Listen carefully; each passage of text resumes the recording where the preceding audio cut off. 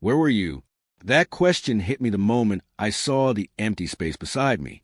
Her pillow felt cold, the blanket still flat, and the house carried a silence that didn't belong to a man who had kissed his wife goodnight just hours earlier. I tried calling Lana once, then twice, then several times, each going straight to voicemail. I kept telling myself not to jump to the worst conclusion. Maybe she crashed at a friend's place. Maybe her phone died. Maybe anything but the thing my chest was already fearing. By 3 a.m, the calm I tried to hold on to had evaporated. I kept pacing back and forth, replaying everything from the previous evening. We had laughed, teased each other about something silly, hugged before she said she was stepping out for a quick errand. Nothing strange, nothing bitter, nothing that hinted at disappearing. Yet there I was, trembling in the dim living room, wondering why there was no sign of her. When the sun came up, my thoughts were loud and chaotic. I stood by the window gripping my phone, whispering, "Just tell me you're all right."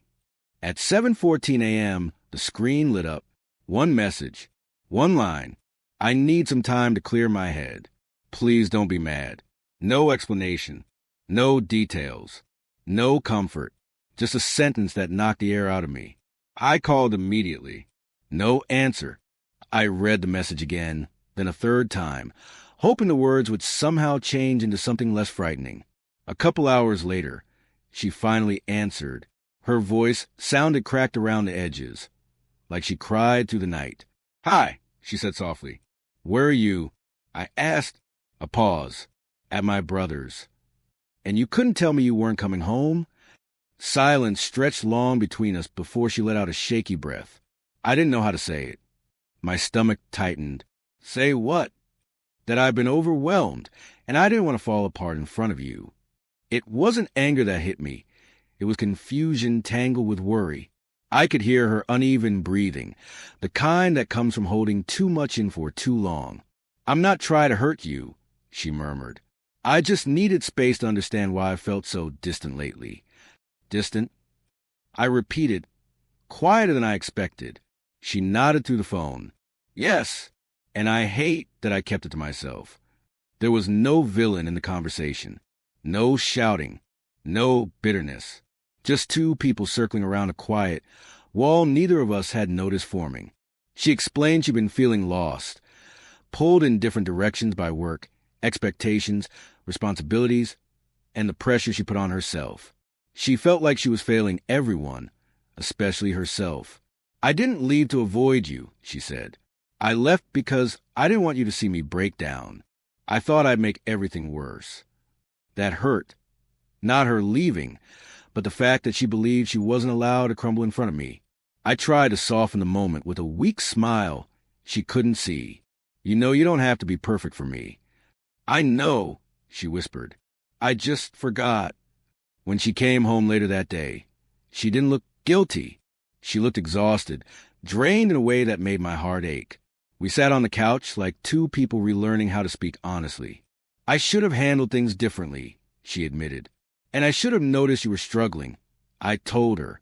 We talked for hours about small frustrations, old wounds we never unpacked, fears we hid because neither of us wanted to worry the other. It wasn't a dramatic reunion. It wasn't magical. It was simply real and honest. Two tired hearts tried to loosen knots that had silently tightened over time.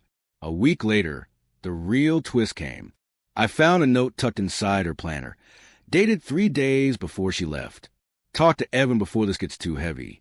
She hadn't vanished out of nowhere. She had tried to prepare herself to open up. She just hit her breaking point before she could say the words out loud. That small note shattered me more than the night she didn't come home. It showed me she wasn't pulling away from me. She was barely holding herself together. Our relationship didn't magically heal overnight, but something in me changed. I stopped assuming silence meant peace. I started paying attention to pauses, hesitations, the heaviness people hide when they're desperate to seem strong. Sometimes love isn't dramatic. Sometimes it's sitting with someone who can't speak yet and quietly reminding them they don't have to earn comfort. She terrified me that night.